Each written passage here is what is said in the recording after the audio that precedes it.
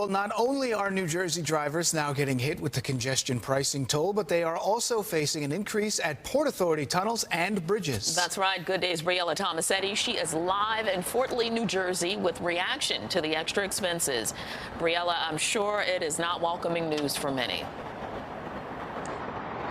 Not welcome news for these people, at least most of them. Tashani and Dan, good morning to both of you. If you live here in the Garden State, it's safe to say you're certainly getting hit with a double whammy, because not only are you dishing out more money on that congestion pricing toll, but the Port Authority raised bridge and tunnel fares. All of this happening at the same exact time. That's right, because as of yesterday, New Jersey commuters got hit with not one, but two added transportation costs. Now, here's how it'll impact your wallet with the Port Authority toll hikes.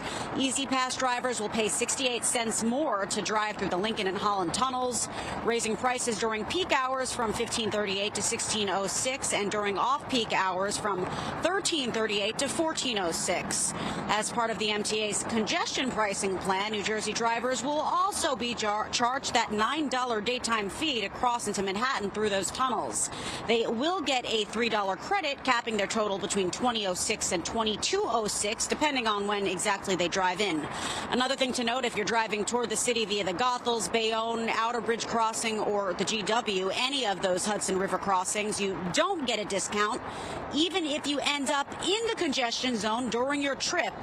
With all of this to digest, Garden State commuters we spoke with have mixed reactions. There's a lot of improvements and a lot of repairs and a lot of other stuff. I can't talk to the Port Authority at this point. A lot of people who work and go into New York for things, doctors, work, can't afford an extra $9.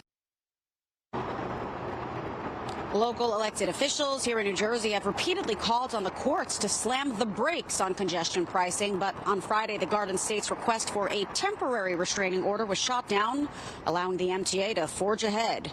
Over the weekend, Democratic Congressman Josh Gottheimer and his constituents demanded a plan. Demanded a plan from the MTA to mitigate the effects of increased pollution potentially caused by increased traffic on their side of the Hudson River. Let me be clear to New York. We'll never stop fighting this congestion tax. Never. Living in Fort Lee is the amount of congestion we'll have because people will go, instead of through the Lincoln Tunnel, they'll come up here and go across the bridge into the city that way. And for supporters of congestion pricing, the goal, one of those goals is obviously to improve mass transit. But with the buses and the subways starting to fill up, one concern is overcrowding. Another is if you're taking a PATH train and you live here in New Jersey, fares for you are set to increase next week from $2.75 to $3. So just another thing to factor in when it comes to spending more money. But for now, we're live here in Fort Lee. Dan and Tashani, back to you. Oh, boy. All right, Briella, thank you for that report.